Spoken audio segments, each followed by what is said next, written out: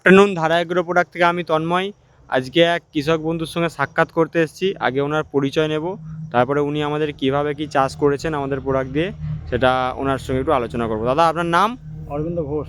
আচ্ছা, এই জায়গাটার নাম কি? এই জায়গাটার নাম সুলুট, কিন্তু আমার বাড়ি হচ্ছে খাটগ্রাম। খাটগ্রাম, এটা কোন থানা? গোঘাট থানা। কোন জেলা? হুগলি। আচ্ছা, আপনি আমাদের কি কি প্রোডাক্ট দিয়ে চাষ করেছিলেন? ধারা সয়েল দিয়েছিলাম, আর ওই পিএইচ দেওয়া হয়েছিল। হ্যাঁ। ওটা প্রথমে দেওয়া ছিল চাষের শুরুতে, ওই গোড়া শুকনো বা এইসব রোগের হিসাবের জন্য। আর গাছের হাইট কন্ট্রোল বা ধান যাতে দাঁড়িয়ে ফলে তার জন্য কি দেওয়া হয়েছিল? পটাশটা দেওয়া আছে আপনার। রপটাশটা দুটো ভাগে দেওয়া হয়েছিল। প্রথমে কত দিয়েছিলেন? হ্যাঁ, পরে 300। আচ্ছা, কি রেজাল্ট বুঝছেন আপনি? এইটা রেজাল্ট খুব ভালো আছে, রেজাল্ট ভালো আছে, গাছ দাঁড়িয়ে আছে মোটামুটি। আমরা দেখতে পাচ্ছি মোটামুটি গাছ দাঁড়িয়ে আছে।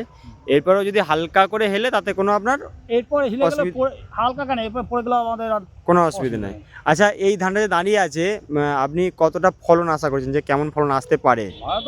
10খানা 11খানা আইডিয়া আছে। 11খানা এই ধানটা 10-11খানা হবে। 11খানা হবে। আচ্ছা, যদি ধান পড়ে যায় তাহলে কেমন ফলন আসে? 6খানা 7খানা। মানে দাঁড়ি যেহেতু আছে এই জমিটাই, এটা বিগত বছরে কি দাঁড়িয়ে থাকতো না পড়ে যেত? ওয়েদারের উপরে। আচ্ছা, এই যে ধরুন পড়ে যে 6খানা হচ্ছে, দাঁড়িয়ে থেকে কিন্তু সেটা 11খানা যে দাঁড়াচ্ছে, তাহলে তো কি বলবেন, চাষিরা লাভবান হবে নাকি?